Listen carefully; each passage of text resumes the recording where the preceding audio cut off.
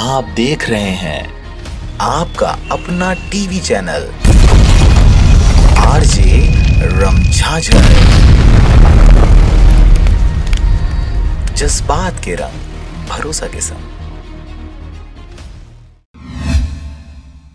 महिला प्रताड़ना को लेकर अनेकों कानून बनाए गए हैं, जिसको लेकर लगातार अब महिलाएं सजग अपने अधिकारों के लिए लगातार अपनी आवाजें मुखरित करती रहती हैं।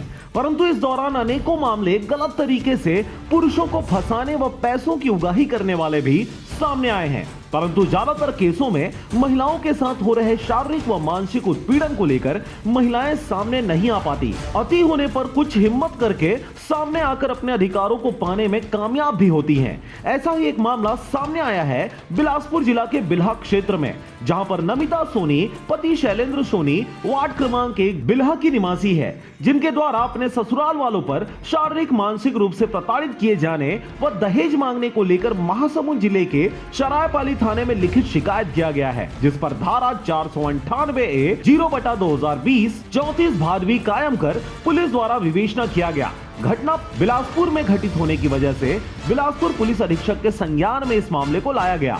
तदुपरांत त्वरित रूप से बिलासपुर पुलिस अधीक्षक द्वारा सशक्त टीम गठित कर संबंधित आरोपियों के घर दबिश देकर गिरफ्तार कर लिया गया। इस दौरान अशोक कुमार सोनी, शैलेंद्र सोनी एवं अनीता सोनी को विधिवत गिरफ्तार कर न्यायिक रिमांड पर भेजा गया है। एक टीम गठित कर भेजा गया, उनके घर सकुनत पर दबिश दिया गया, जिस पर से आरोपियों को पकड़ करके उनको थाना बिल्हा लाया गया।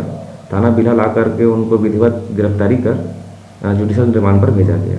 आरोपियों का नाम है अशोक कुमार सोनी, उम्र 53 वर्ष, शैलेंद्र सोनी, उम्र 38 वर्ष, श्रीमती अनीता सोनी, उम्र 52 वर्ष। बिलासपुर से मनहरन बंजारे की रिपोर्ट, आरजे रमझाझर।